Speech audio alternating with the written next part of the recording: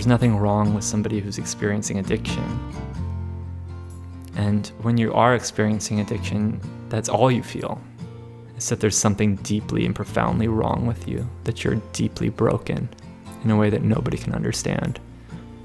And I can really see how psychedelics can help somebody see that in a different light, understand it better. I had kneel, forgotten everything. Hello, my friends. It's been a minute. I'm glad to be back with you. Spring has sprung and it is beautiful outside, but I also have to say the last several months, the end of this winter has been challenging. A lot of just total meltdown energy in a lot of my communities, and definitely been living in the intensity of the day-to-day. So I'm glad to find you here. We get to hang out with one of my favorite humans today, my friend Chase, who was on before. I think it was episode 53. You don't have to listen to them in order, but that's definitely some nice context for what we're jumping into today. I want to shout out that Chase just finished a short film. It's a PSA called Calling for Home Care. I've linked it in the episode description. And it was a response to Governor Cuomo in New York cutting $45 million from the New York home care worker wages. Home care workers are people that go into the homes of people who are living with disabilities and help them live their lives. So these are already some of our most vulnerable essential workers. And then you add in a pandemic, and you can see how just devastating that budget affects many, many people's day-to-day, both the carers and the cared for. So it's a really sweet little piece, and I think gives a really good sense of who Chase is as a creator and a human. Chase reached out to me, as you'll hear, because he had a really intense transpersonal experience recently that he wanted to share. And the way that he kind of unfolds this conversation reminded me actually of a vision that I had in ayahuasca ceremony once. I became aware of what felt like this massive net in the darkness. It was glowing with all these just trillions of stars, these tiny points that were all connected to each other in this just infinite spiderweb network that all distilled down to one tiny point that then connected to the top of my head. And it was revealing to me how any thought I have, any thought that I experience as a single point in time, is actually the distillation of everything that's unfolded in the universe up to that point. I mean, it's an amalgamation of all the experiences I've ever had as a conscious being in my Maura spacesuit, all the people I've talked to, all the ideas I've bumped up with through books and the internet and conversations, and then how those things were seeded in those materials, going back through this chain of experience and time unfolding. So really the idea that a single thought stands alone as a concrete entity, is a helpful illusion created by the limitations of my own brain in order to be able to get my hands around it. But it gave me this deep appreciation for the web of experience that leads to me, functioning as what feels like a sovereign individual. And I say all this because I really love the way that Chase explores his own consciousness as he tells this story. I think really this conversation at the heart is really about the nature of mind and consciousness. One thing I want to touch on really quickly before we jump in is that Chase has been a member of the Shambhala community for a long time, which, as many of you know, has been rocked by a Me Too situation. We definitely get into this, and I just want to acknowledge at the outset that Chase talks about having a guru and how that path of wisdom has been deeply valuable to him. I think Chase and I have talked about this a lot. Guru and devotion are ideas that we're really uncomfortable with in the West. I think because we live in such a hierarchical, authoritarian model, we don't have a lot of great examples of what it means to cherish our ancestors and our elders and to value their experience as somebody who's just been there, who's just lived it and done it and been through it. And they're not necessarily here to tell us how it is, but they're here to say, I have walked that also, and I will walk it with you now. As he points out, you mix patriarchy into that kind of system and you get abuse and harm, and that's not too surprising, but it is really important that that's rising to the level of mainstream consciousness now, and we're talking about abuse in spiritual communities because it's rampant. So I just know that I'm indebted to him for being so transparent, and that we all get to benefit from that. I want to share a quote from Dr. Gabor Mate. I'm sure many of you know he's a physician with a background in family practice, but really a specialty in childhood development and trauma, and their potential to make lifelong impacts on physical and mental health, particularly as they manifest as addiction. So I'd like to share a quote from him to send us into this conversation with Chase. If any of you are interested in looking at addiction outside of sort of the typical AA model, he's a really beautiful teacher. So Gabor Mate says, being cut off from our own natural self-compassion is one of the greatest impairments we can suffer. Along with our ability to feel our own pain, go our best hopes for healing, dignity, and love. What seems non-adaptive and self-harming in the present was, at some point in our lives, an adaptation to help us to endure what we had gone through. If people are addicted to self-soothing behaviors, it's only because, in their formative years, they did not receive the soothing they needed. Such understanding helps delete toxic self-judgment on the past and supports responsibility for the now. Hence the need for compassionate self-inquiry. And here to show exactly what that journey can look like with the help of psychedelics, meditation, and devotion is the beautiful Chase Bauer. So something happened on Thursday night What's it like felt so as a white special dude to me right now? and sacred to me that I decided that I didn't want to share it with anyone until I could do it in a contained way. With someone I trust, and you were the first person I thought of. I'm going to throw my phone because somebody's... So where do I start? I mean, the last time we saw each other was this summer, right? And that was that August? It must have been August. Yeah, I'm so glad you got to visit in that time. That was a really hard time for me. Not the day you visited, that was great, but this summer was one of the lowest points in my life, probably. Emotionally. And I think last time we talked, I talked about some of the lowest points in my life up to that point. And it was that low, and it scared the shit out of me. So a lot of what I want to share today is about addiction. And I want to talk a little bit about my community and my path, like my Buddhist path, and how that combined with psychedelics has led to something that I just never thought would happen in my lifetime.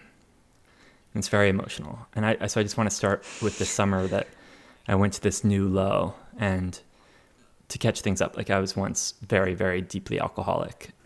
I think I went into it pretty in depth last time, but at my worst, I was drinking a 30 rack of malt liquor a day, plus whatever hard liquor I could get my hands on, and I wasn't eating. And I was like drinking Bloody Mary mix for nutrients, and getting DTs even while I was drunk. I had to drink up to 5 or 6 drinks to get violent shakes to go away. And I was young. I mean, that was when I was 23, 24. It's really uncommon for someone to be that alcoholic at that age. It usually happens older. When people get older, it happens after years and years and years of abusing alcohol. And I also smoked a pack a day of cigarettes for 12 years from when I was really young, and nobody ever thought I would ever quit. It was a huge milestone in my life when I quit both of those things. I quit smoking first, actually, when I was a blackout drunk, which surprised everyone. And then I quit drinking a year later when I'd been hospitalized 3 times that year, and it was like very, very close to death. one of the times I was hospitalized, I was found unconscious in the middle of the street, and it was -19 in Chicago. And I was hospitalized, and a doctor came to me, and he said, I remember he was very dignified man, and he had his younger, doctors often have like a younger doctorate candidate with them. He had a young woman with him, and he's like, "You're 25 years old." And I was like, "Yeah, I'm 25. And he goes, "I just wanted to come in here and talk to you, because people who come in here and they have BACs, blood alcohol counts, like you do, and they're coherent, and they're talking to us, and they're walking around, eventually those people, they die." And I said, "Oh, you mean like I'll get hit by a car or something?" And he goes, No. You'll just die. He said, I want to give this to you, and I just want you to think about that. And he gave me the toxicology report, and it came back, and it was 0.467 alcohol content. So the legal limit is 0.08. So it's 5 times the legal limit. It's higher than Amy Winehouse's when she died, I realized later. Obviously, there was other things going on for her, but that number stuck with me. I still have the paper. I think it's in that closet right there, actually. So when I finally was able to quit alcohol, it was from, I feel like, going so far to the bottom. Responsibility to stay in relationship with those people because you're not vulnerable in certain ways as a white man. I remember early, before I even by staying in relationship, really you might actually be able to transform the situation as opposed to having no relationship. She said, from a Vajrayana standpoint, it's a style of Buddhism. She said, "I would tell you to keep drinking, Chase. Keep drinking and keep looking." This was before things got really bad for me. And it won't work if you stop looking, but keep drinking and keep looking at your experience. And eventually it'll become more painful to keep drinking than to stop. And that always stuck with me. And I did try my best to keep looking. And there's this practice I do now that's all about looking.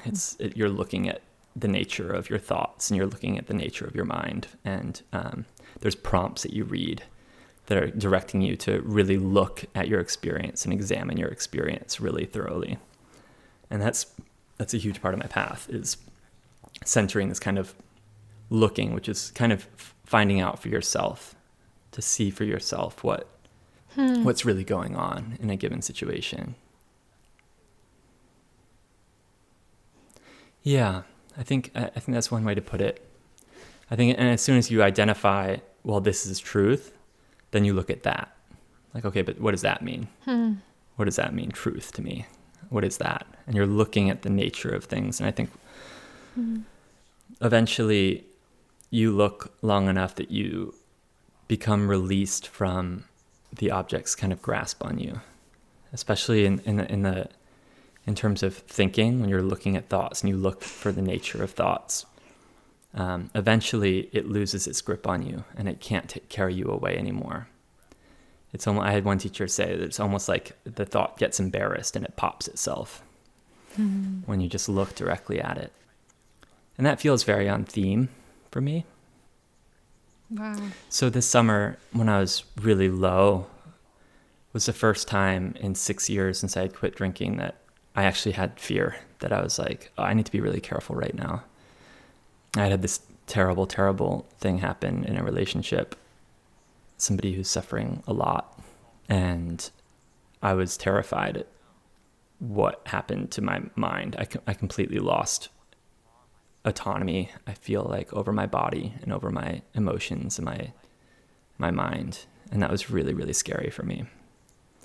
So I want to start there because, I use that as a catalyst to really do a lot of work on myself. I went into therapy. I tried to do a retreat. It was a total disaster. That's a good question. I just was not able to find stability. And the most basic practice we do is shamatha meditation, which is about cultivating stability of mind, which means you're not carried off by any thought or emotion that comes up, but you can maintain focus on a singular point. That could be anything. That could be the breath, or there's different objects that you can use, visual objects that you're focusing on one thing. And then when your mind wanders, you bring it back. And through time, it slows down the mind. It's a very gentle process. It slows down the mind and you have stability. One analogy is kind of like an anchor. Wow. There's like an anchor that you're connected to, and there's still storms and things happen, but you're connected to the earth. Oh my gosh, it was terrible. But it didn't do nothing because I came out of it feeling a lot better. I don't want that to be It was just true, but really, it seems really like difficult. it's true. It was the least focused retreat of my life. And then I was in therapy, and also just because of what had happened, I'm not going to go into details about what happened this summer, but I decided to try 12 steps, not for alcohol, interestingly, which I never did. And I didn't ever really identify as in recovery or like a 12-step person. But I wanted to understand what was happening for them. I just wanted so badly to understand. I was so confused that I tried a couple 12-step programs, and then I settled. I was in Codependence Anonymous for a few months, and it didn't really end up settling well for me. It just didn't work, and it kept reminding me of this person, so it wasn't really what was helpful for me. But I'm really grateful that I did it, because I learned a lot about this word codependence and this idea of codependence. And I read this amazing book called Facing Codependence, and it talks about how codependence is actually the root of all addiction, which is something that I'm still processing. I'm still trying to doing that looking, like really trying to see that for myself, if that's true. This idea that addiction only comes about when somebody doesn't have the tools they need to regulate themselves and to be connected with themselves because of their relationships, usually in childhood. And not saying that anything terribly abusive happened or anything like that, but that in social dynamics, when you're a child, that's when you're developing your ways of regulating yourself and being with yourself and knowing yourself. And for me, I think it took until I was an adult to learn really what intimacy is. And in that book, they define intimacy as shared reality.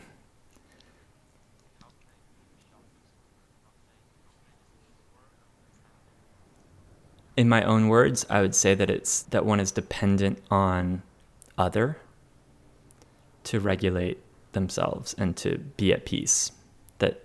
That you're dependent on other, and that could be another person, or it could be a relationship or a system or an object or a job, that you're using other to maintain your own sense of self, your identity,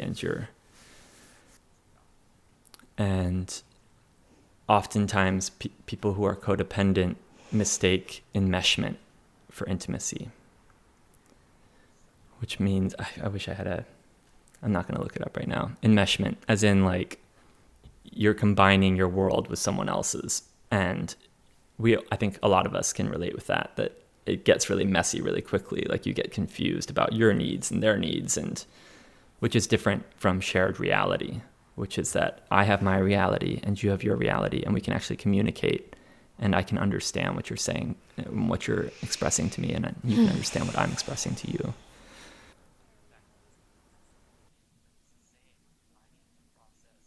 Yeah, exactly. Actually, yeah, if they were identical, that would probably be codependence. And that's as opposed to like interdependence. I'm not an expert on this stuff. I'm just trying to give some background on kind of how my mind has come to. And I had done all this work, and I was continuing to do all this work, and a really great relationship showed up in my life that felt like completely in contrast to any relationship I'd ever been in so far. And I can say that with a lot of confidence, that it feels so mutual. I was just talking to my sister today about that, about capitalism. We just seem both on the of us same acknowledging, page. and we're in very different We just seem to industries, but just understand each other. acknowledging that And to be a human in right, this society I think right the now, you first have day to we hung engage out, at some she level. told And me how do you that do that in she's been studying the least nonviolent harmful way? communication. It's hard. And that's been really helpful in her life. Do you know anything about NVC? So I immediately was like, oh, she has a framework. I'll share it in a second.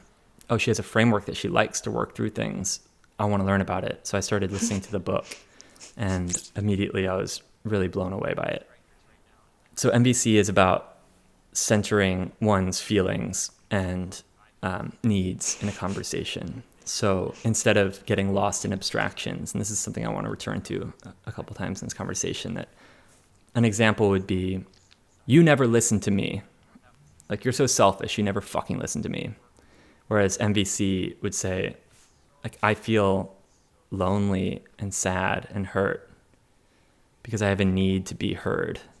And I have a need to be seen and known. What I like about it is that it feels much closer to the truth. It feels very in line with Buddhism, because in Buddhist terms, we're constantly trying to drop the narrative. We're trying to let go of concepts and return to like the most basic energy of what it is to be alive. And so it's a way to do that in communication and in relationship that I think is really powerful. Yeah.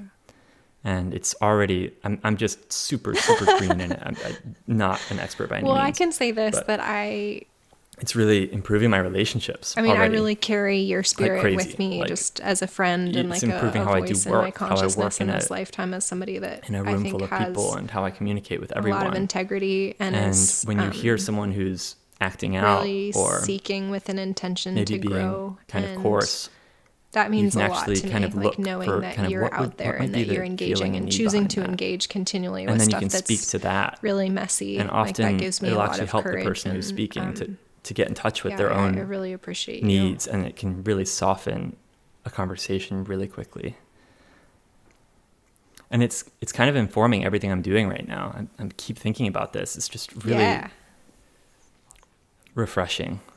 And it's also a way of communicating with yourself. And I think it actually addresses a lot of what I was looking for in 12 steps or in therapy, which is we're in dialogue with ourselves. And even with addiction, I could say like, man, I want a cup of coffee. And then I could actually like touch into that. It's like, well, what is that feeling? What is the need there?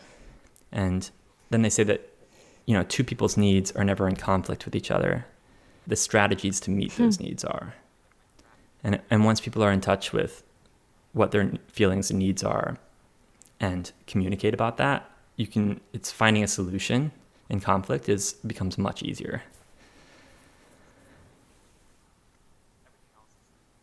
My first draw to it was that she was interested in it and I was like really interested in her. So I wanted to, and I thought, relationships are so difficult. It's so easy for a relationship to spin out of control, where, you're so habitual with the person that you don't even know how to talk to them anymore. And it's almost like you're fighting and you don't know why.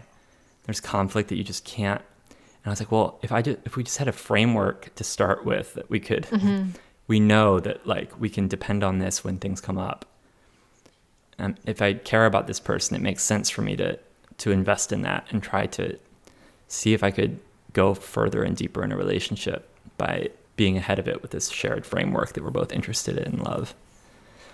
But then my interest turned to like film and art. And I thought, well, this would be a great way in a documentary interview, just using these tools, like really just, it's about probing and guessing and helping someone express what their deepest desires and needs are and feelings. And that's what makes a great documentary film. This could be also just a way of giving and receiving feedback on art in general.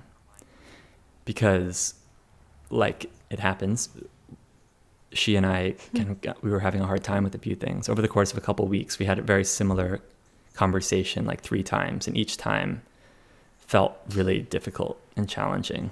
Each time felt like I was expressing a feeling or need, and the way it was received was really difficult. And I was putting that kind of on her, like I'm following the framework of that we both like. And but Thursday morning, we finally like sat down and like really went into it and worked all the way through it, I felt. And what it came to was that she had this need in those kinds of conversations that was actually, once I knew what it was, once we identified what it was, something that's like incredibly easy for me to provide. Like not a stretch at all. It's just a sense of appreciation, of like connection and appreciation. Checking in with that before going into conversation like that.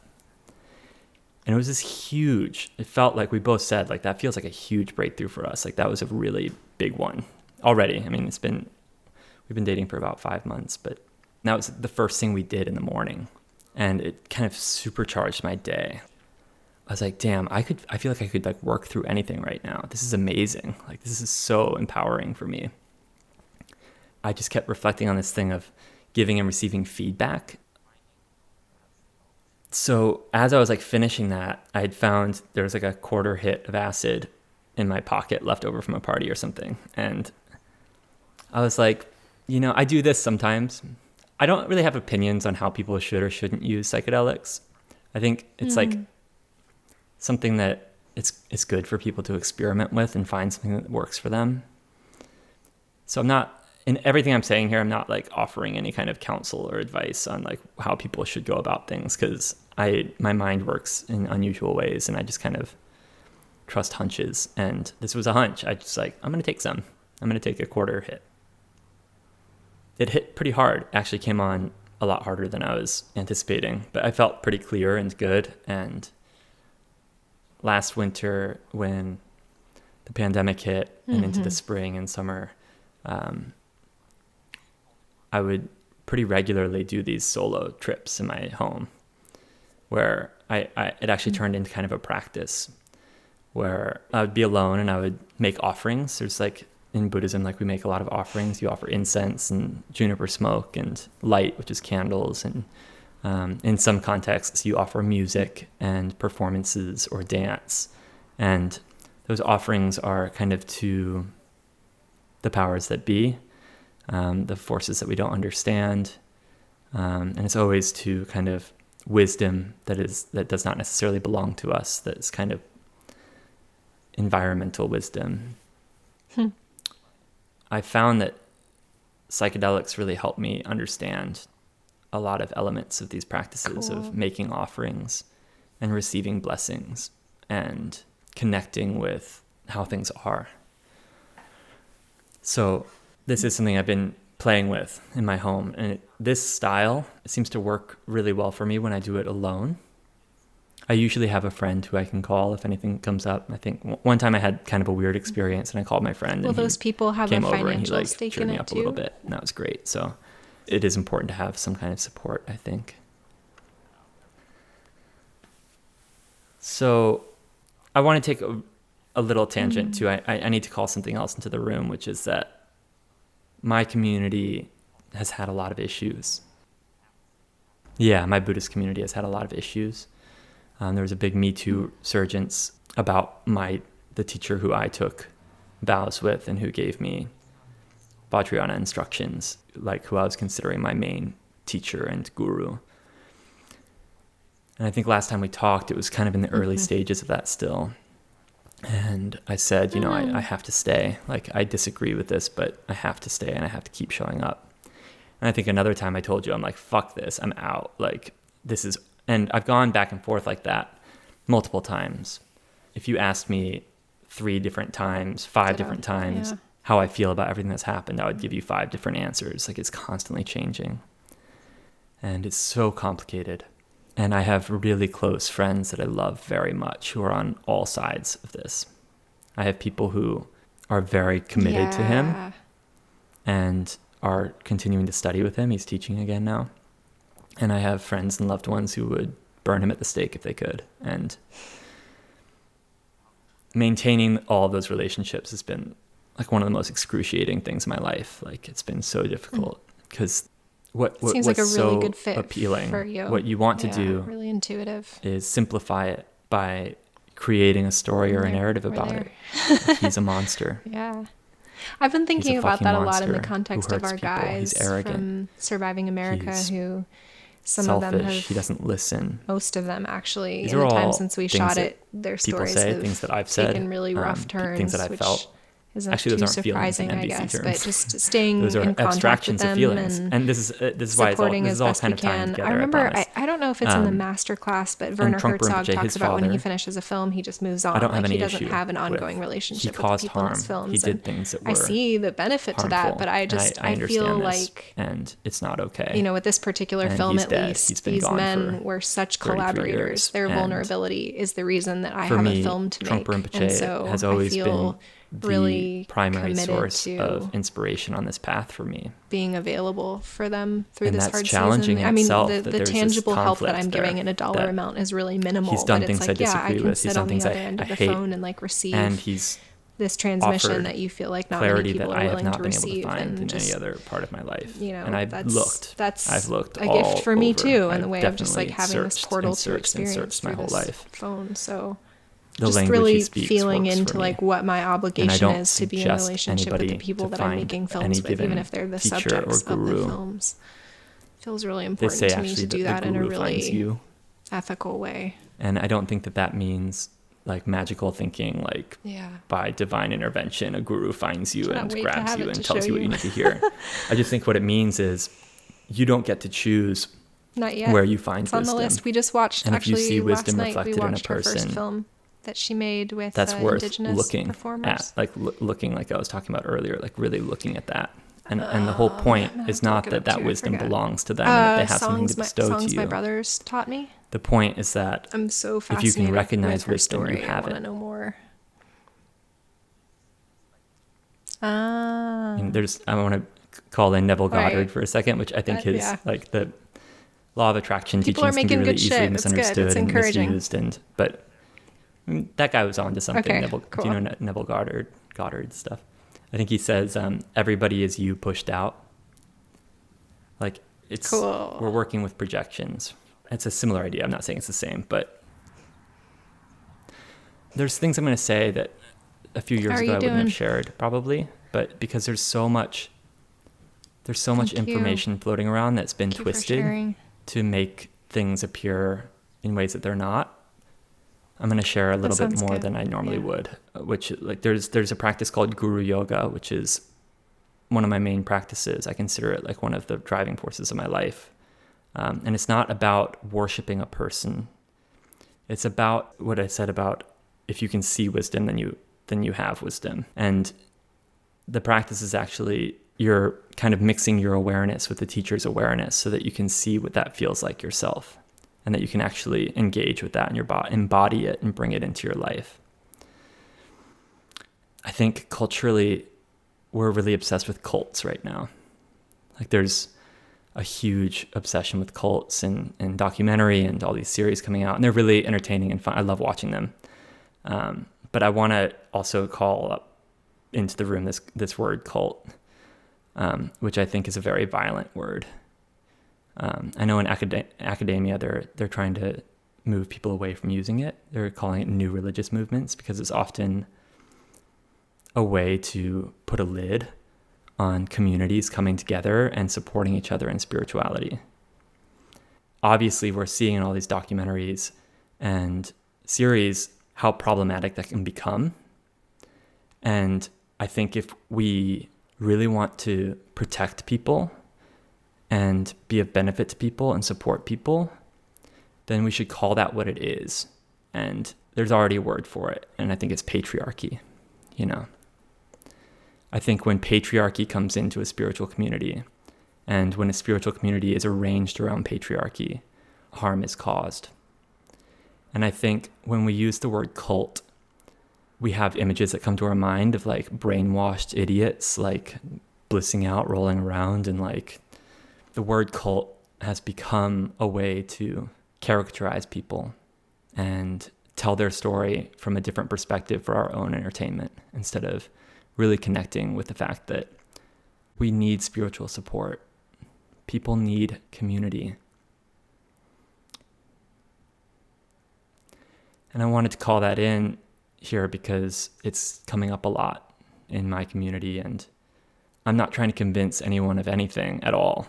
I don't care. I mean, I'm openly critical of everything that's happened in our community and of my teacher who's caused a lot of harm, and he's not being accountable. And I'm not going to continue studying with him because of that. I'm very clear about that. But my community, I can't leave. I couldn't if I tried. I mean, this is my family. And my community has all kinds of opinions about what's happened and feelings. And everyone I talk to has a different approach to what's happened. It's incredibly confusing, terrible thing that's happened. Harm has been caused, and there's really toxic shit culturally in the community. And there's no other environment in my life that I feel like I've been held more accountable than in the Shambhala community. In terms of if I'm idolizing someone, or if I'm fooling myself, if I'm lying to myself. I've never found any group of people that holds me more accountable and more responsible for my behavior and my actions. And I wish that was more universal. Like maybe I've just been really lucky. But I just wanted to bring that up because it's a big part of this. And I just ask if people have feelings about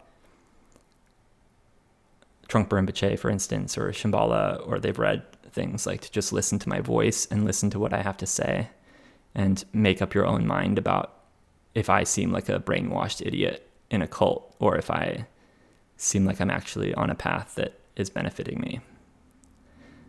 I just wanted to share that because I am going to bring up Guru again. So I ate some acid, which is not encouraged actually in Shambhala, or on Trungpa Rinpoche does not encourage people to eat acid. Yeah, he did. Oh yeah, there's great stories about it. I won't go into them, but there's great stories. Yeah, there's all kinds of teachers that they say, well, like not just him, but that have taken acid, and like their students will like give them acid thinking like, we're going to trip with the teacher, and then like nothing happens. My friend's dad wrote a book where everyone took one hit and he took 6. And he just appeared to be completely sober. That's just kind of a side note.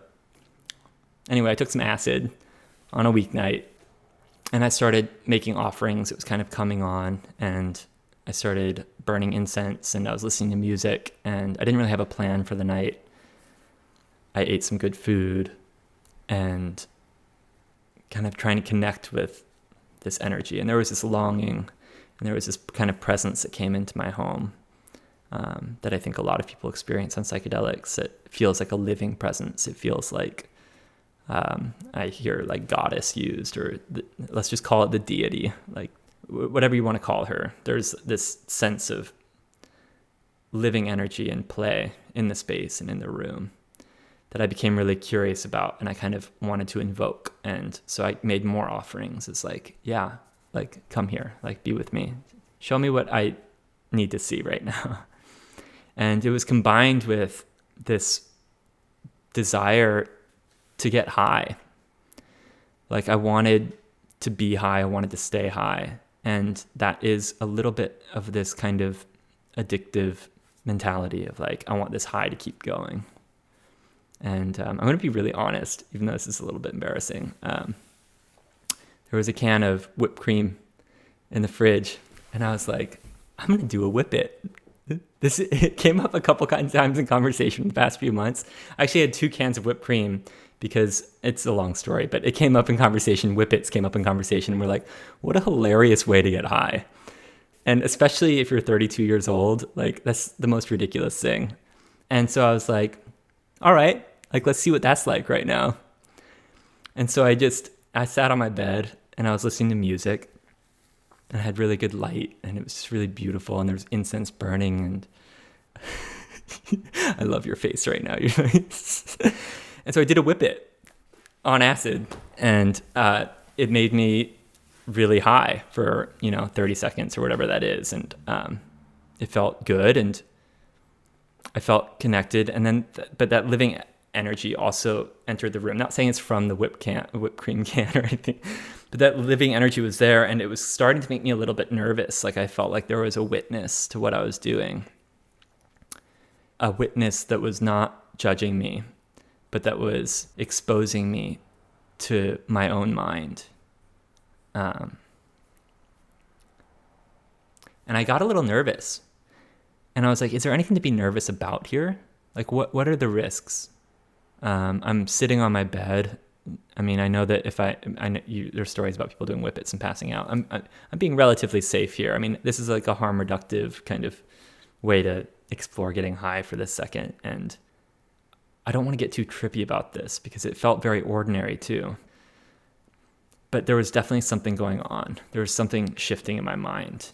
And I watched the feeling of the high kind of dissolving. And I looked, bringing back into that looking, I sat there and I looked, like, really, what is the nature of what's going on here? And I sat upright and I actually kind of practiced. And I was like meditating for a while. And I watched inside myself this desire crawl up again to get high again. And I looked really, really, really closely at it. Some of those exercises, those practices are like, well, if my mind is an entity that I can talk about, then surely it must have a shape. Surely I must be able to explain some of its qualities. So what is its shape? And where is it?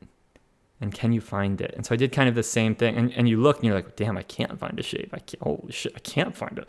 Well, what is it then? But if it's a thing that I can talk about, like if I'm relating to it like an entity and I can't find any of its qualities at all, what does that fucking mean? And so I kind of did that with this experience of craving.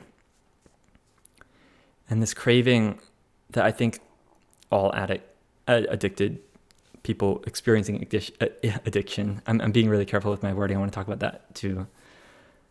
For so long, this is kind of about it, that I identify it as an addict. Like, I'm an addict. So therefore, I can't do this and I can't do that. I have to be very careful because I'm an addict. Now, is that a feeling or a need, or is that an abstraction of my feelings and needs? Like, is that a concept that I put together? And I think people who experience addiction can all relate to this like hole, this like hollow that needs to be filled, and you can't fill it for more than a split second. Yeah. And that does feel like kind of the core of my addiction, is this hollow in me that I've never been able to understand, and that nobody knows how to talk to me about in a way that I'll understand. I've never met anybody who can tell me what that hollow feeling comes from, or why, or how. I mean, Codependence, the program, maybe getting close, or therapists is getting close, but I've never been able to find someone who could explain my ineffable experience to me. Buddhist teachers come the closest, I would say, for me personally. And this has been a huge part of my identity my entire life, really. Even since quitting drinking 6.5 years ago, quitting smoking 7.5 years ago, like, I still identify with this. There's something wrong with me. Like, while you can enjoy a drink, if I have one sip, I will go all the way to blackout, no matter what. I will not be able to stop. As soon as I feel that alcohol hit my bloodstream, I am a goner. And at this point, I really felt like if I ever drink again, I will die. Like, within a few months, I'll be dead. Like, that is just the pattern. If I had kept drinking, that is the pattern that I would have followed, and I would have been dead. There's no doubt in my mind. And so I'm sitting on the bed after doing this whippet, watching this hollow form again. Meanwhile, there was this presence in the space that was holding me accountable and holding me to my experience, that I couldn't wiggle out of it. I couldn't fool myself. And then I thought, well, maybe I could fool myself. I was like, let's just see what happens. And I was like, maybe what I have to learn is from the next whippet, which is, that's what addiction is. And so I put the can to my mouth again, and the music was playing, and there was a very rich psychedelic experience. And I put it to my mouth and I pressed on it, and the tip broke off, and those sharp points like dug into my lip. I thought I was bleeding. It really hurt. It shocked the shit out of me. And it was like this deity had, like, I tried to kiss her and she fucking bit me. that was the immediate thought. I was like, oh fuck, like, and it completely stopped my mind. And I was like, oh shit. And I had already been nervous, you know, I'd already felt like there was a witness, there was something holding me accountable, and I pushed it and she fucking bit me. And I was holding my lip and I like, am I bleeding? Like I thought it felt like I was bleeding, but I wasn't, but it really like painful. And I'm like, okay, wow. And so I like stand up and there's still music playing. And I'm like, okay, I'm paying attention. Like I'm paying attention to what's going on. And there was like intensity building in the space and in my body and in the room. It just felt very, very, very intense and alive, and not bad or good, just like really, really intense and alive in a way that I can count on one hand how many times I've had an experience like that in my life. And there's a practice we do in calligraphy, and it's like Dharma art, the way that you pick up the brush and use the ink, and the way you put the dot on the page, and you are you're not going for anything, you're spontaneously moving the brush across the page to kind of see your mind on paper. And if anybody is interested in that, there's a teacher in Rosendale who teaches that named Barbara Bash, and she's really good at teaching it. And it's not Buddhist or anything, it's just open to everybody. She teaches these amazing workshops. So I'm like, do this calligraphy, and I just did one, and it felt like a ceremony, and I got to see my mind on the page.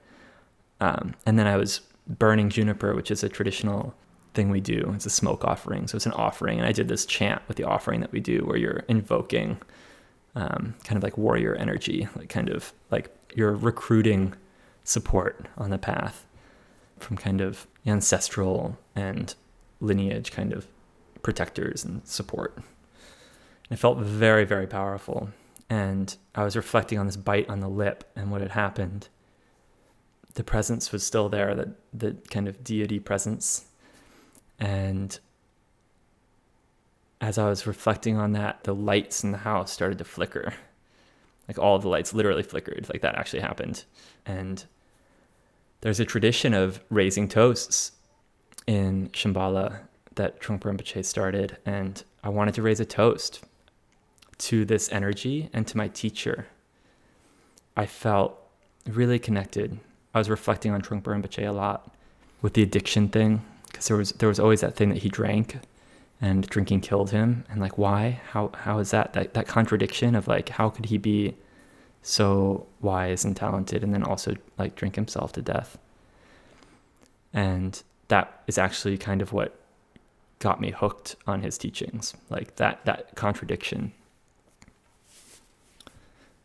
So I wanted to raise a toast, and I keep a bottle of sake in my house for offerings. I felt so clear and connected to my environment and my mind that I just wanted to celebrate. And I poured a glass of sake, just a small glass, and I raised it up, and I was just like looking at it. And there was fear. There was no other time in my life that I've ever done that, ever, since I quit drinking. I'd never poured a glass and almost drank it. I held it for a while, and I was really looking at my mind. That's the connection with Trungpa Rinpoche.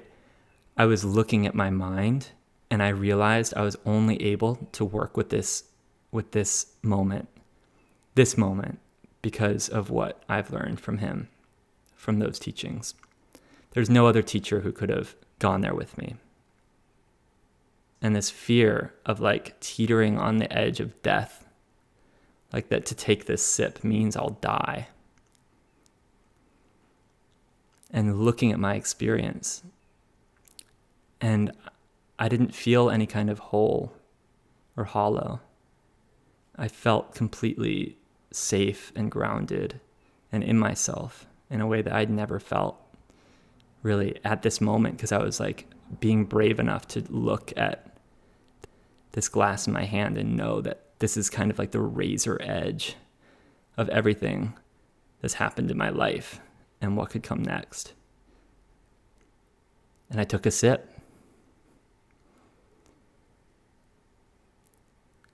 And I put the glass down, and I was like, I almost couldn't believe that I had done it. And this like familiar smell and taste. And I just kind of sat there, and I felt the alcohol like move through my veins. I could feel it. It was so, just one sip. I could feel it going through my whole body and through my legs and my arms. And I sat on the couch, and I just looked at my experience. And I was just there for it. There was no abstraction. It was just a substance moving through my body and the effects that that has on the body. And it made my mind very soft and open. And I recognized how at one point that would have meant I want more. And there was no I want more. There was just this feeling of wholeness and connection with myself that I don't think I've ever experienced in my entire life. And there is something that they used to do in my community, I don't think they do it anymore, called the 3-sip drinking lesson. And it's an actual practice where they give you a tiny amount of sake, and you take one sip and then wait, and then another sip and then wait, and then a third sip. And there's like, I've never received the practice. I don't know exactly how it goes, but I get the gist. And so I was like, okay, I'll give myself this 3-sip drinking lesson. Like, this feels like I can do this. And so it took me like probably 20 minutes to even think about another sip, because the effect was so big in my body. And so eventually I took a second sip, not much different. I turned music back on. For a while, I just turned off everything. I was just like really sitting there to just really check in with myself and make sure that I was okay. And I never took a third sip. The glass sat on the table for the rest of the night. And then I went into my freezer and I took out a pack of cigarettes I have. What I realized is that this has just become another part of my identity that I'm holding on to. Yeah. And also this number of years that's gone by and this pride that I've never touched a drink. And I want to be careful, like I'm not suggesting anything for anybody. And I would have never been able to do what happened if I hadn't taken years and years away from these things. And I went outside and I smoked a few drags of a cigarette. I couldn't do more than that. First cigarette in 7.5 years. And I watched what happened to my body, and I felt the nicotine hit my bloodstream, and it made me shaky, and it made me thirsty and phlegmy, and like there was an enjoyable quality to it in some ways, but like I got to see what that process was like. The rest of the evening, things just kind of slowed down. It was much more quiet, and I guess I just feel really grateful.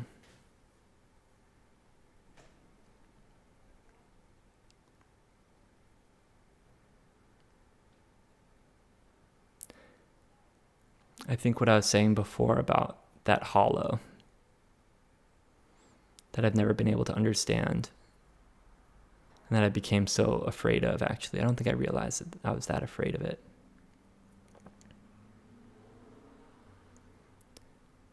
I feel like I got to see it for what it is. Like I always thought that if I slipped up and had a drink. One time I had a kombucha, and like half an hour later I'm like, I'm drunk, what the fuck? And I realized that it was a hard kombucha. I didn't know that they sold those in grocery stores. I was like on a road trip, and I was like, fuck. No, I think it wasn't scary because there was no story about it. It was like a complete accident. It was like, oh shit. There was never any kind of temptation after that. And honestly, there's not been any temptation after this.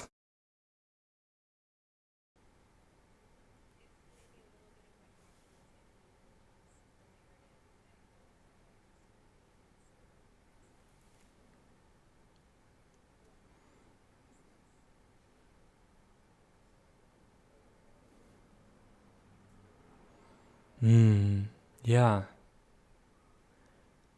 I think that ties back into what I was saying about what drew me to NVC, and that's an abstraction. That's a concept.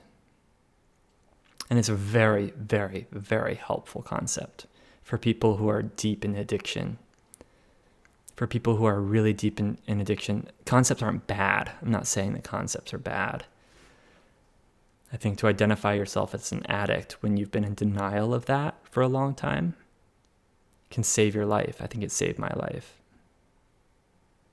Crossing a river with a boat, and the boat is a tool to cross the river. And then when you get to the other side, you don't like throw the boat over your shoulder and carry it with you. Like, you have to let that go too.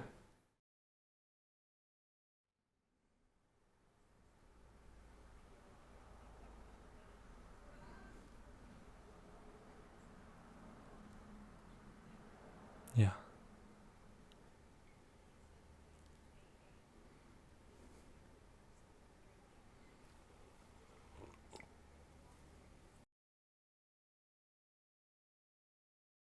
I used a book written by a guy who also made an app that helped me quit smoking. And it sounds really corny and self-helpy, but it helps a bunch of people quit smoking, and it helped me quit drinking. And I think probably, I tried to get in touch with him at one point, and he's too famous. But because I feel like I probably had the worst drinking of anybody who's used that book to quit. Like, I don't think that book is for people who were drinking a 30 rack a day. But I knew that the logic worked for smoking, and I knew that if I could understand that about drinking, and that logic is actually solidifying a belief about alcohol, which is that everybody who drinks regularly has a drinking problem. Like, it's a drug that leaves you in withdrawal, and the only reason that you crave alcohol is because you had some the day before. And all that is kind of true. I had a therapist when I was in trouble with the law and had to be in therapy, who said, one definition of an alcoholic is someone who drinks more than 3 drinks a week. And I'm like, that's crazy. I'm like, that's every single person I know. And he goes, well, or I think maybe it was a drinking problem. But it's funny because after the other night, I realized, like, if I did this again tomorrow because I liked the way this felt tonight, it would start to create this hollow in me again. And that's what addiction is, right? Like, there's a lull that follows the high. You're lower than you were before you got high. And the only thing that can bring you back up quickly is the same substance. And that's how I quit drinking, is by seeing that cycle. And I was like, if I could only get out of that cycle, I'll never drink again. And so I had to go to a hospital for 3 days because I was having such severe DTs and hallucinations. But like, alcohol is the only drug that can kill you from withdrawal. It's so hard on your nervous system. Yeah. And I'd struggled, like, some teachers have tried to tell me, like, well, alcohol is actually neutral and it is what we make it. And while I feel like that's not something that you should ever tell somebody with a drinking problem, from what I experienced the other night, I can identify with it and I can understand what they're saying. Just actually being able to see its effect on my body and mind in a clear way, because I wasn't using it to fill anything up. I wasn't using it to escape anything. It was actually the opposite.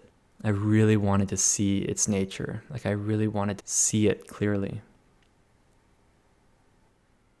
And it's very dangerous. Part of why I'm sharing it and recording it, wanted to record it with you, is because I feel like I was able to do that because of my path. Like, that wouldn't have just worked with psychedelics for me. Like, I need also the meditation discipline and the study that I've been doing for 16 years, like, to understand, like, how to look at something. And I'm not saying I fully understand how to do that, but I think the only reason I was able to do that was because of my practice.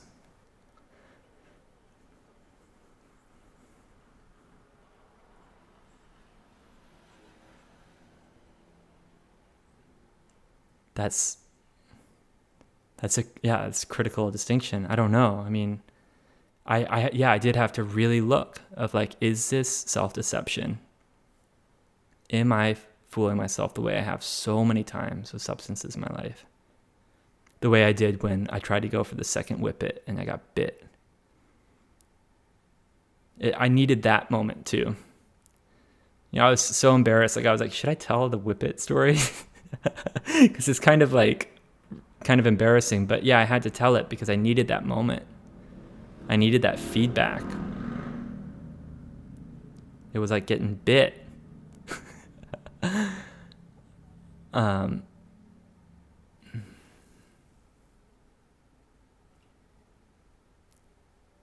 I guess there's a smaller part of me that feels defensive also of my path in light of like the way my community's been caricaturized and how devastating that's been for me and I think a lot of people I love. Part of me is like, well, if that's what we are and this isn't worth anything, then I'll be dead in 6 months from drinking. And if that happens, if I spin off and relapse and become an alcoholic again, you can go to Colorado and stand in front of Trungpa Rinpoche's stupa that was built by volunteers and you can fucking laugh at his ashes. And I'm just sharing that because I feel so confident that this was the real deal for me. And a big part of that night was like, yeah, I'm going to die. I mean, like feeling like I was that close to this thing that felt like such a razor's edge of like life and death, and acknowledging that life is very, very, very fragile and feeling very close to that. I actually came up with something that I'm going to do to make sure that like my body's taken care of properly if I die. I'm reaching out to a couple friends about. That was a big takeaway from the night.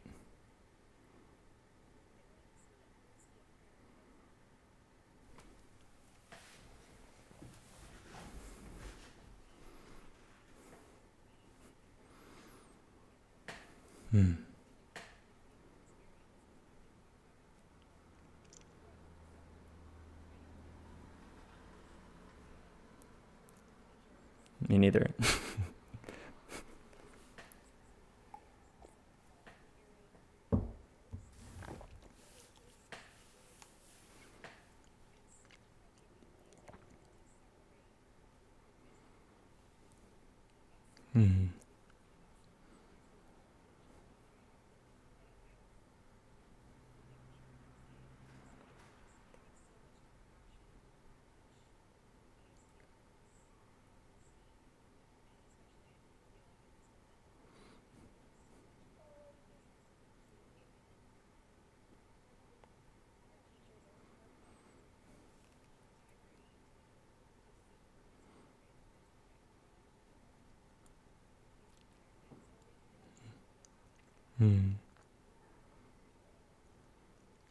Yeah.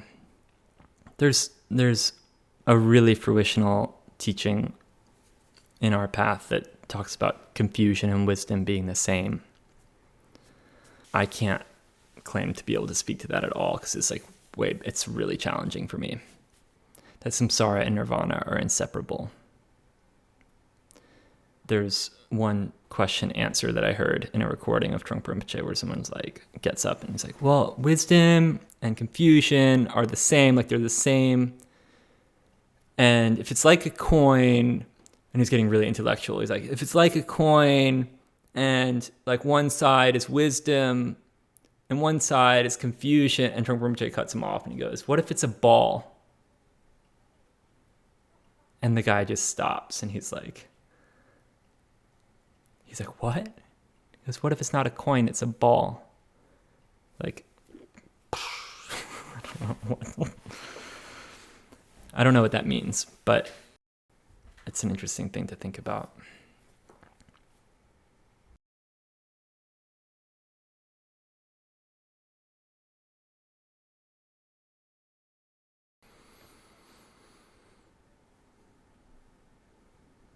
A lot of times if I get lost in these thoughts and they're like very confusing to me, I'm like, oh, well, what is really going on for me right now?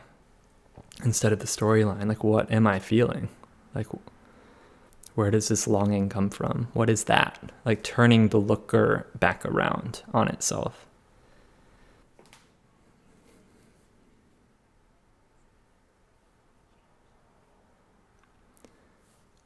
I mean, I know that I can never look at it the same way again.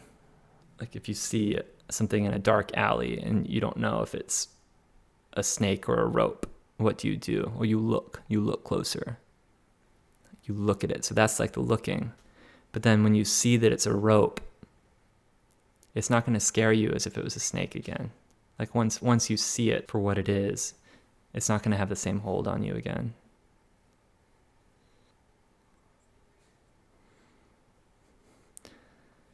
I'm being really careful. Like I'm really looking at, like, if last night I had gotten home and I was like looking at that bottle and was like, I decided not to, I thought about that night. I was like, maybe I should throw away the rest of the bottle and the rest of the cigarettes just in case. I was like, no, I really don't need to do that. I really don't feel the need to do that. So I thought, if I get home tomorrow and it's like on my mind and I like get into bed and like, ooh, I could really use help sleeping right now or something stupid, I would maybe take more concern, but there's been nothing like that since. And I'm also feel a little bit like careful about how I'm going to share this with people, because people have their own ideas about what this means for me.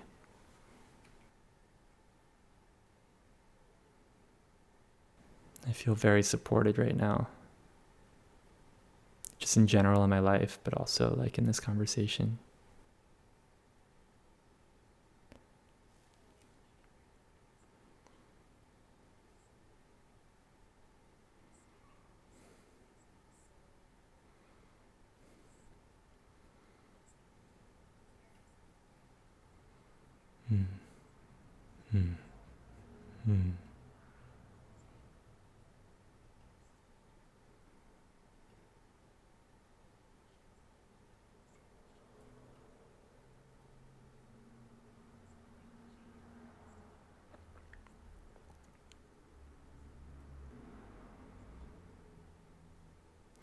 It just doesn't work in the long term. Yeah, like you said. Every single time I think I've got something figured out, something else shows up to prove me wrong. I mean, every single time. It's like a joke. And it's painful. It's painful. I want something to hold on to.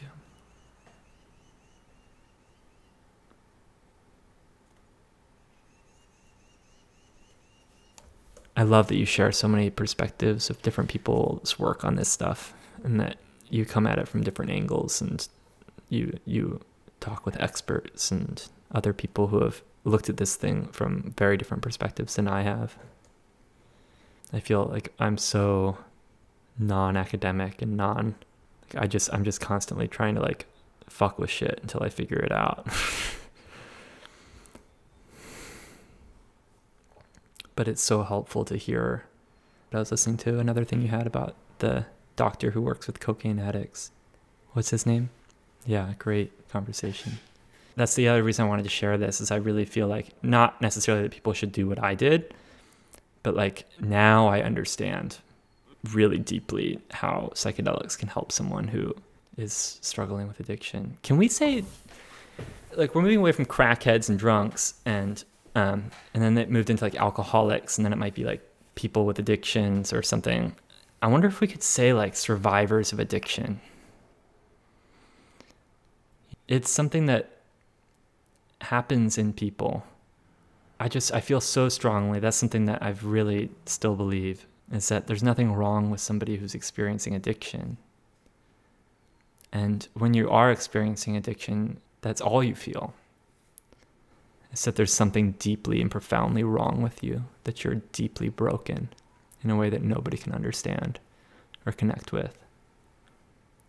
I think probably every person who is experiencing, I don't want to speak for anybody, but like, I feel probably if you're working with addiction, you probably have some sense of that feeling, even if you don't express it outwardly. And that feeling might be like what is perpetuating the addiction. And I can really see how psychedelics can help somebody see that in a different light, understand it better. What do you think?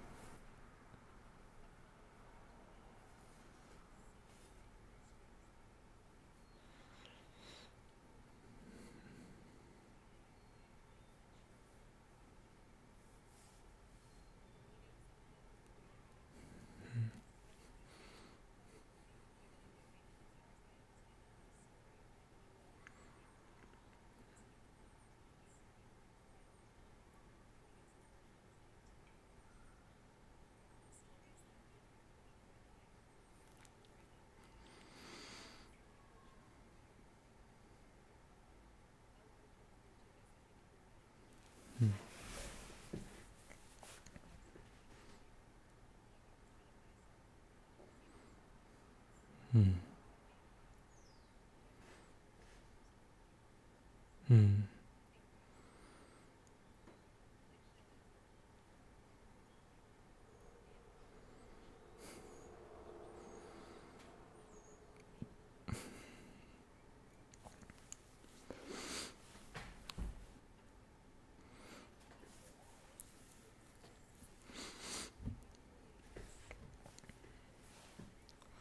Hmm. Hmm. Hmm.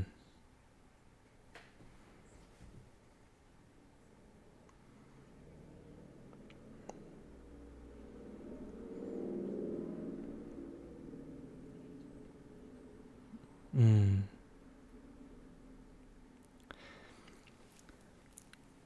Thank you. That reminded me of my girlfriend Jen. She's an art conservation technician, so she works on sculptures. We're both very similar. We like indulging in things, and we both we're very active, and we need to soothe ourselves. And she talks about how in her work, there's two ways to work with materials. There's chemical and mechanical ways to work with substances. Like you can use a chemical to change like the I don't know how it works. But that she gets really bad migraines, so it's really hard for her to use substances to soothe herself. So she found, instead of chemical ways to soothe herself, she found mechanical ways to soothe herself. And so she's been showing me all these things that have really been helping me, like a spunk mat. It's like a mat with like thousands of little spikes on it that you lay on at night. It's like acupressure, or a hot water bottle in bed. Like these are things I would never think about using. But I've just like slowly noticed how she uses them, and I've been like really interested in them. So now I have a spunk mat. But there's like ways that we can soothe ourselves and work with ourselves that aren't consuming a substance. This kind of sounds so simple, but it's like revolutionary to me. Like laying on a spiky mat, and like 10 minutes later I'm out, like I'm completely asleep. Yeah, I guess so. So yeah, you lay on it and it hurts. It's kind of uncomfortable at first, and all the blood and chi, I guess, in your body like goes to that surface of your back. That it actually is very, very soothing. So it's just interesting also to think about that there's a need there. I have a need to be soothed. I feel restless. Like that's a lot of my addictive patterns come out of this like very subtle restlessness. And then being able to identify like, well, what's the feeling? Okay, I'm feeling restless and afraid that I won't sleep. So then again, like the needs are never an issue. Strategies can become problematic. So like being in touch with oneself and then finding strategies from there that are healthy to work with.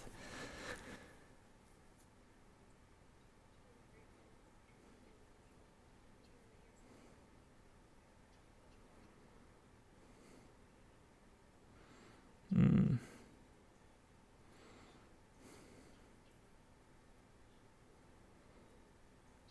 Do you understand why I reached out to you? I mean,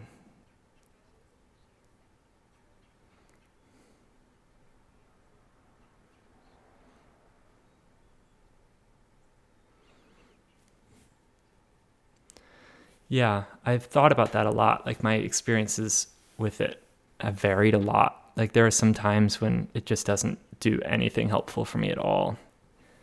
It's true that it's not like a silver bullet, like you said in Peter Hendricks' thing, that it is a tool.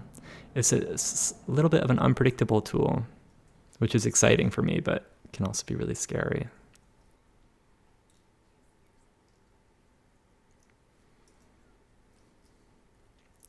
Yeah, I think so. I mean, I feel like my relationship with substances just changed, like in general, a lot. And I don't know what that's going to look like moving forward.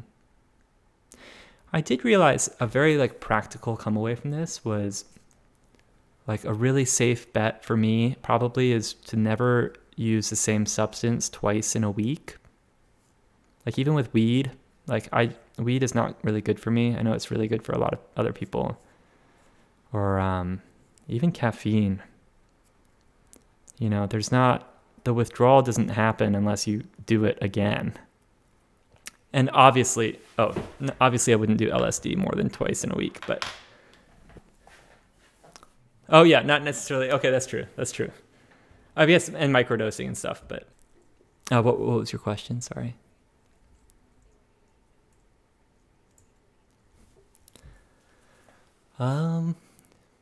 My experience is almost the opposite of what I just heard you say on a different podcast, which is that it's really hard for me to connect with my heart.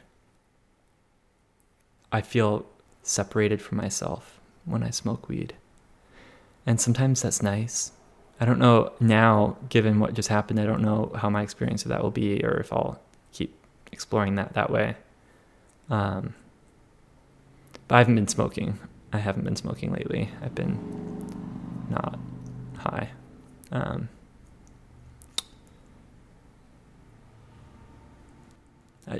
experience dullness in meditation when I'm smoking regularly. They say there's two obstacles to mindfulness. They're agitation and dullness. And I experience a lot of dullness. Yeah, agitation and dullness. Like either you're restless and you can't settle at all, or you're like lethargic and you just want to fall asleep and go away. But I know lots of people who feel that cannabis is like really, really, really helpful for them. And I would never suggest that I know what their experience is like, so.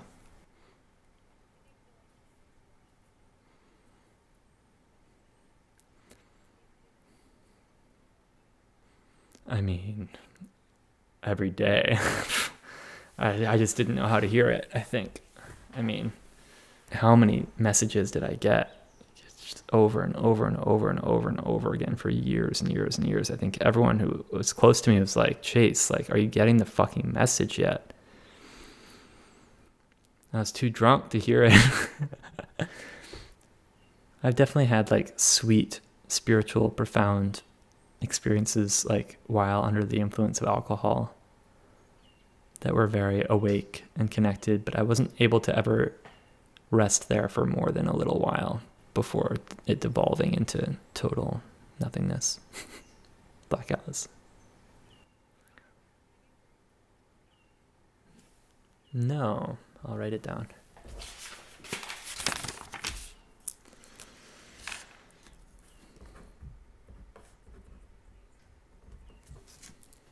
Oh, I just read that article.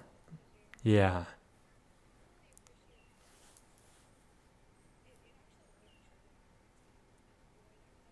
Yeah.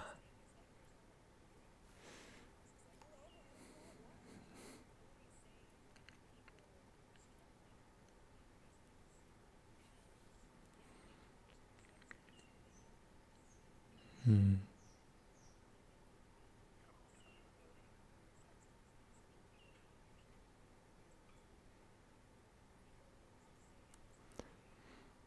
Hmm.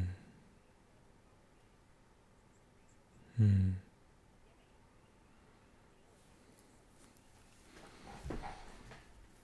Hmm.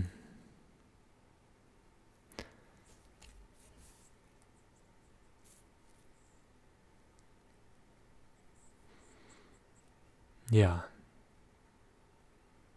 Yeah. It took me a while to do it for myself. And then as soon as I could do it for myself, it was obvious I could do it for others, of like having so much compassion for people who do reach for substances, because that is really like one of the most tender human experiences there is, you know, hurting and reaching out for something that will make you feel better. And then obviously we're in a time when we're hurting so deeply.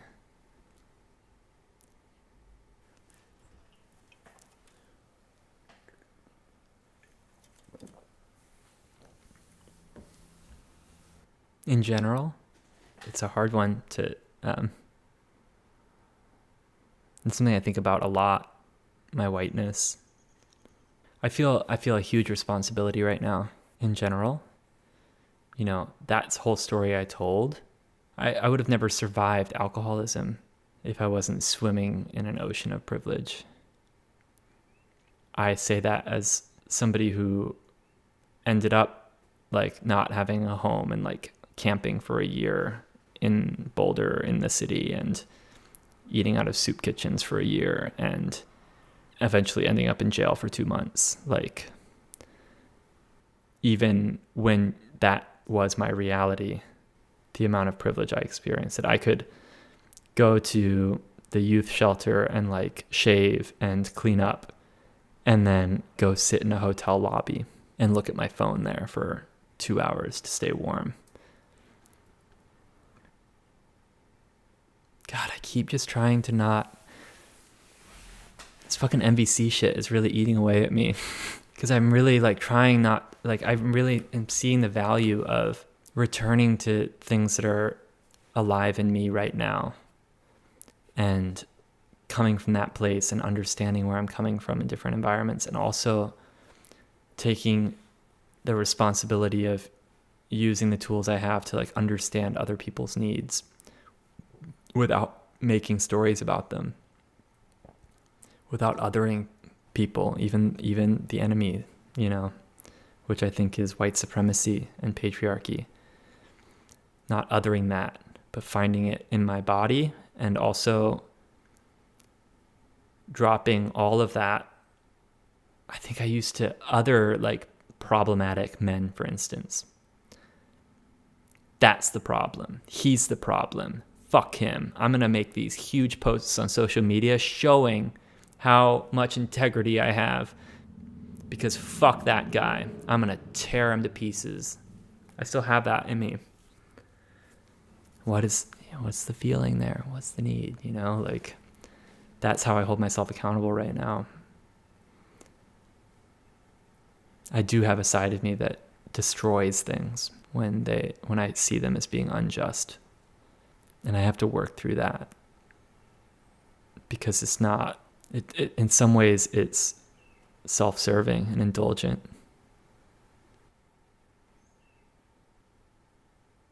I didn't really feel a big victory when Trump lost. I mean, I felt relief that Trump wasn't going to be in office anymore, but I know that there's half of this country that doesn't feel heard. And as stupid as we think that is, or as stupid as I think that is, we will not evolve past this until they feel heard and met. And then where the sense of responsibility comes from is, I am not telling people of color or queer folks or immigrants, I'm not telling them, hey, no, like, you have to see that they're good too. That is a problem. But I need to take it upon myself as somebody who benefits from all of the systems in place. I need to do that work. I need to do the work of myself and in my relationships to be less othering in how I relate with the world. I mean, I don't know if I'm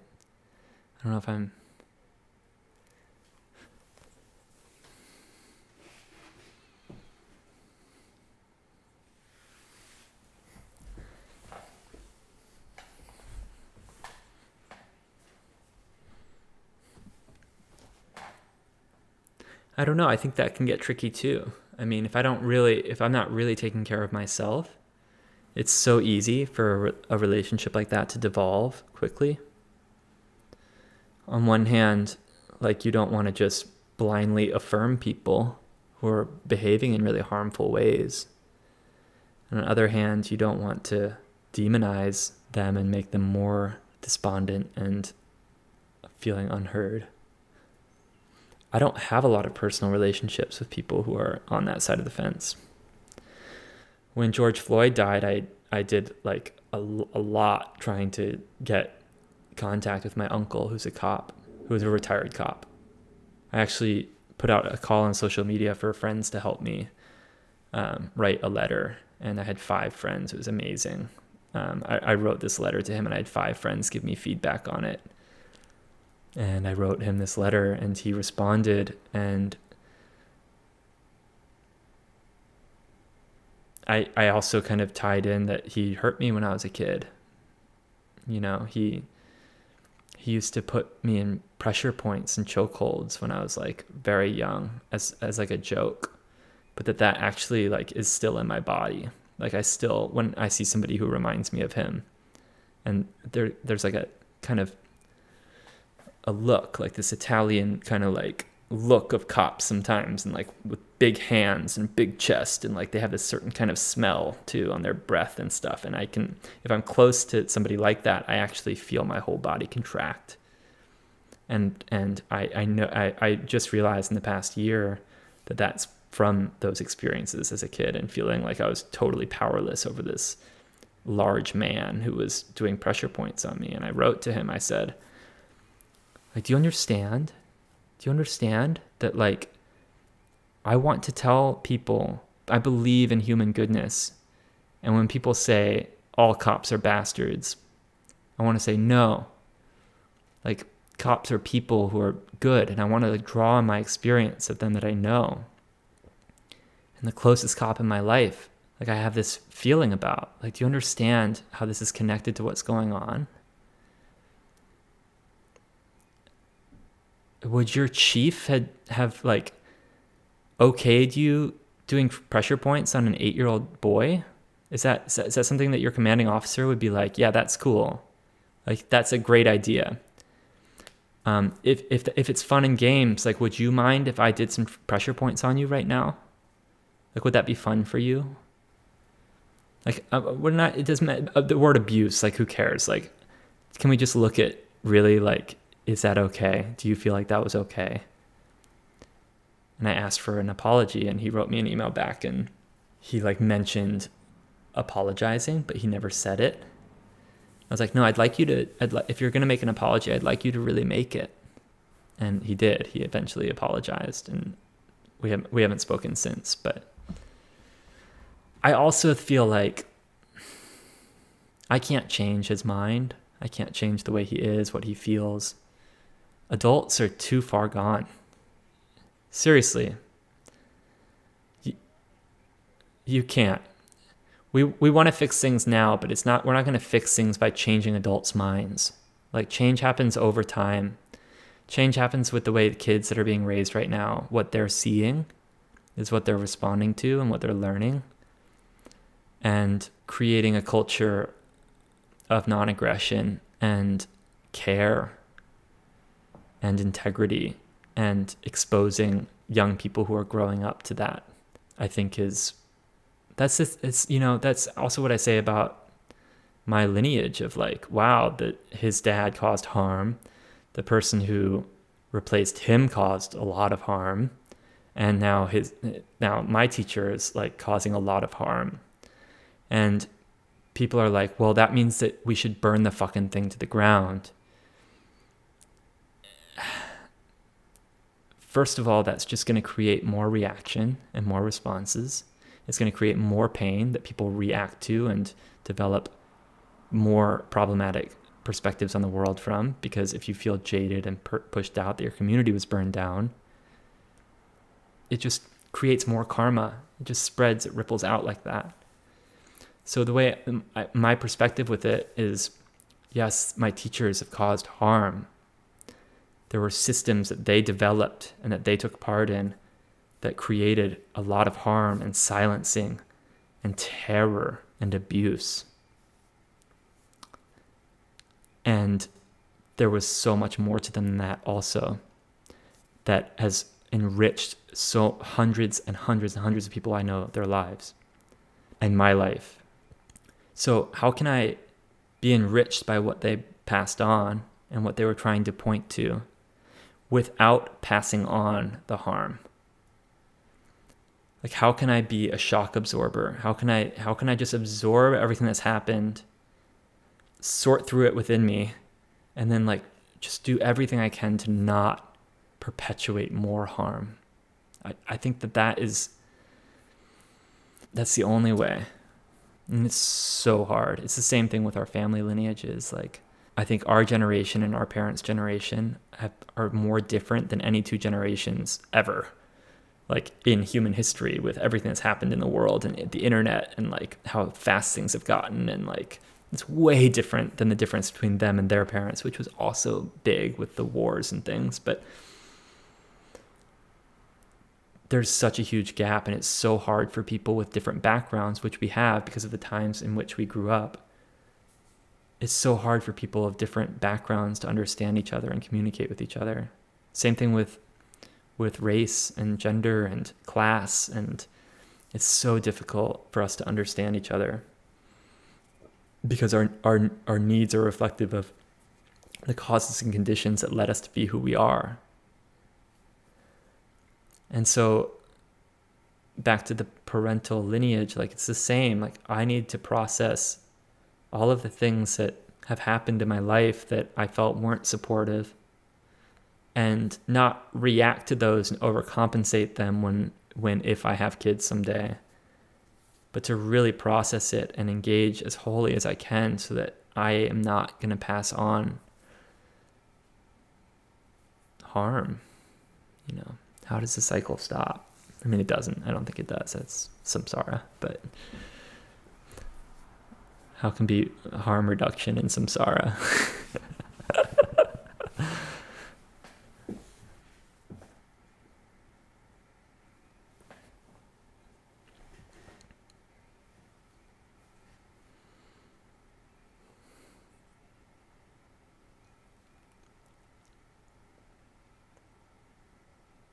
Yeah.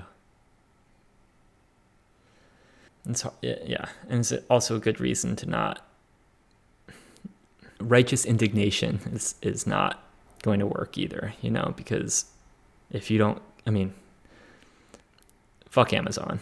But like, I'm like seeing like, if you don't, you know, support the strikers right now and like you use Amazon this week, like, fuck you. And we're all like on these iPhones that, you know, the iPhone factory, they installed nets. Do you know about this?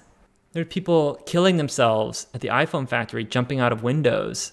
So they installed suicide nets. That was their solution, you know, like the workers who make these devices that we're talking on right now. It's so complex. It's so difficult to, like, we all take part in oppressive systems unintentionally, and we're all contributing to it. And that's not, the point isn't to find who's contributing the most. The point is to like, I mean, it's easy for me to say that as a white man. I can see how that would not sit well with people of other demographics, what I just said. I just want to label that. But I guess the point is that we have to do the work. Yeah. I don't know. If you find an answer, let me know.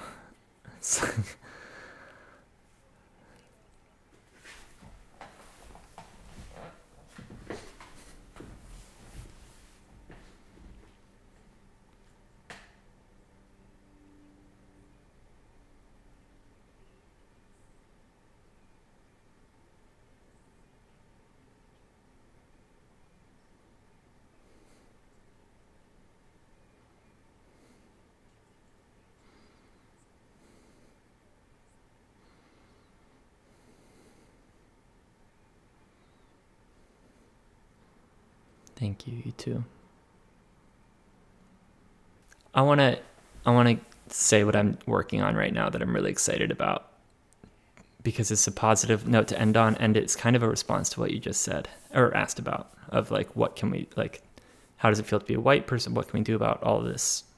A big part of that thing that happened with the drink that I had was knowing that I, like, right now, I feel like for the first time in my life, I'm doing like exactly what I want to be doing. I feel so actualized in my dreams right now. Like my practice, my exercise, like my art, my relationships, I feel so good about where I am right now. I mean, the only thing that I would want to improve is that I'd like to make a little bit more money. Like I don't have a lot of security financially right now, but everything else is like, so I'm working on, we've talked a lot about filmmaking and do we do this for a living versus doing other work and then making what we want to make. And I feel like I'm finding a balance with that in focusing on working with nonprofits and making like short films and PSAs for nonprofits. And I made that, did you see that, Calling for Home Care? So I made that, and I was approached by another nonprofit that works with disability justice.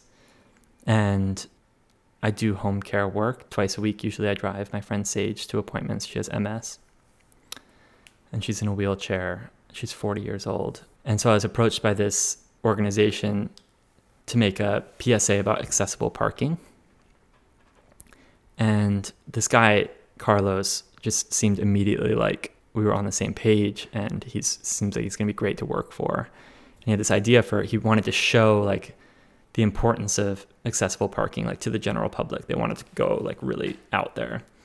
And the next day I was driving Sage to her appointment, and she's really smart. She's like really, her mind works very differently than mine. So a lot of what she contributes is like things I would never think of, and it was surprised me. And I was like, yeah, we're working on this. It sounds like I have another PSA gig. Like, this is the idea. And she goes, oh yeah. She came up with this incredible idea of showing able-bodied people being blocked from doing what should be completely easy and normal to them. So she has this idea of like and so we were developing as we were driving to her appointment, and like that, you know, somebody's like finishing his breakfast and rushing out the front door, and he like opens his front door, but it doesn't open because there's a car parked in front of it. And it does that a couple times. Then it shows somebody who needs accessible parking who can't go about their day because there's something blocking it. So there's this idea, and I told Carlos that, hey, the person I do care work for had this idea, and he goes, oh, you should invite her to the meeting. And I'm like, I should invite her to the meeting. And so this was actually the day after that trip. This is what I was looking forward to the next day. It was something that I was like, I'm doing exactly what I wanted to be doing. And I love where my life is at so much that I know that I'm not going to like fuck off the rest of the night, because I'm looking forward to tomorrow so much.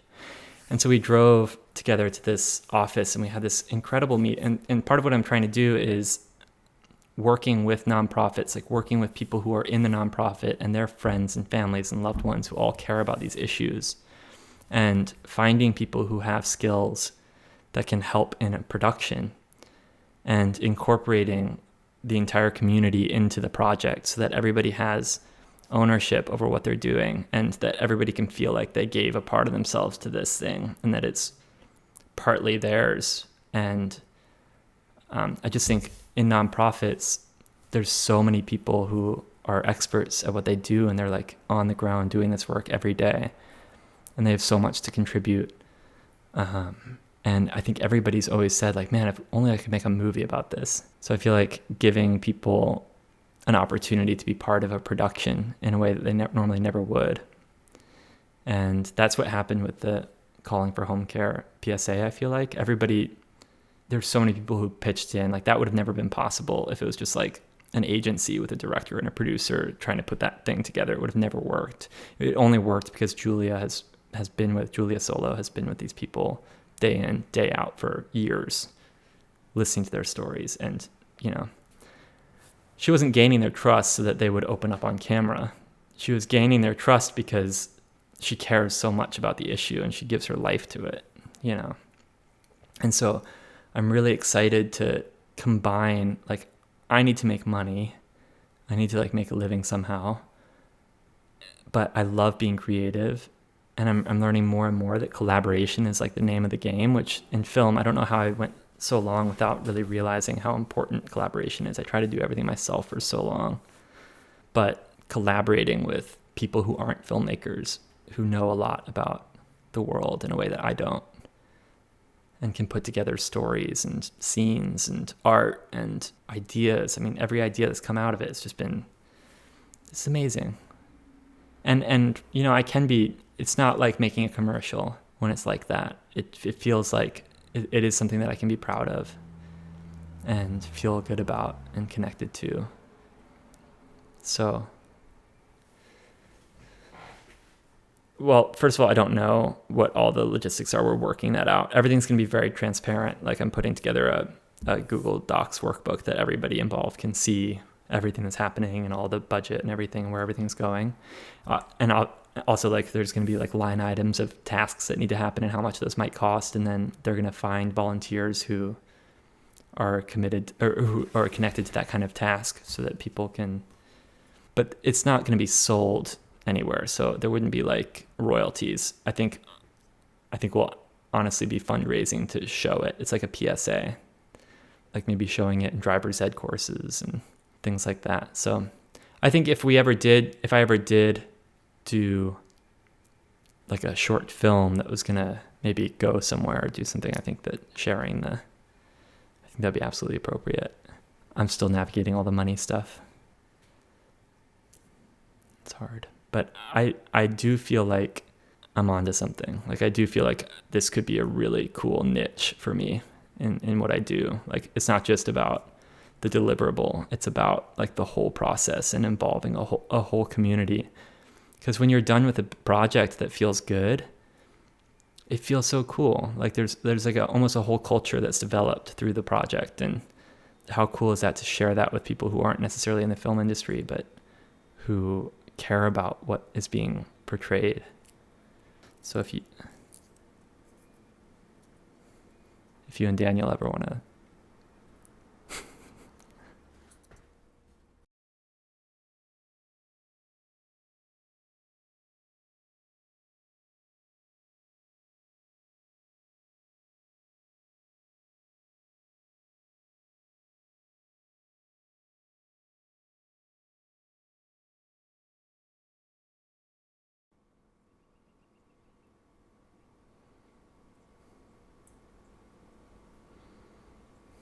Mm.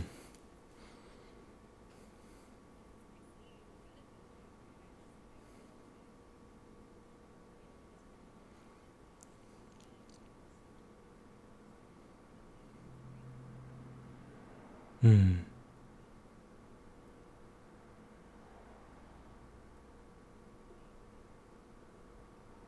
Mm.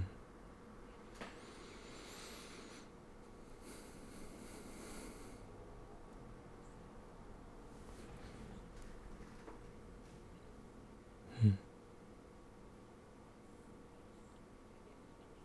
Mm.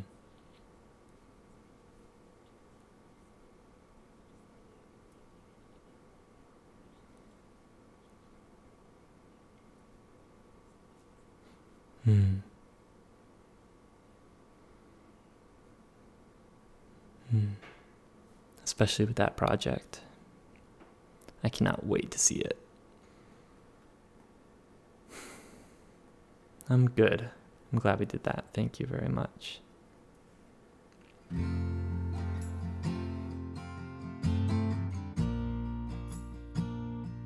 Thank you for spending a little bit of your day today with us.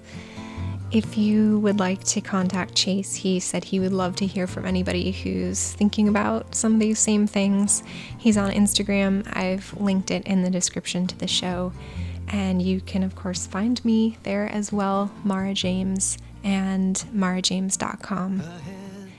In the time since we recorded this conversation, which was about 3 weeks ago, I've checked in with Chase many times, and I'm happy to say that he has not thought about drinking alcohol again and has no plans to. He's shining real bright out there. I love you, beauties. Thank you for doing the big, hard work out there. I feel you, and I'm so grateful to be part of your web. I'll see you out there. I love you. With wonder once again.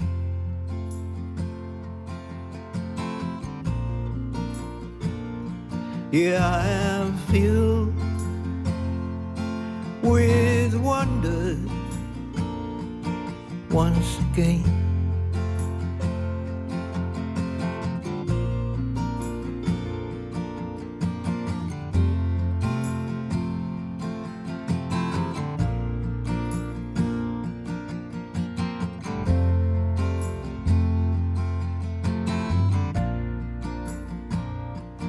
How this world can keep a man in chains.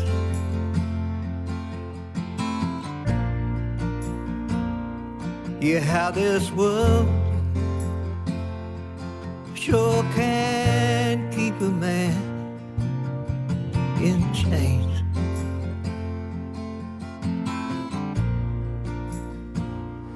But I am filled with wonder once again.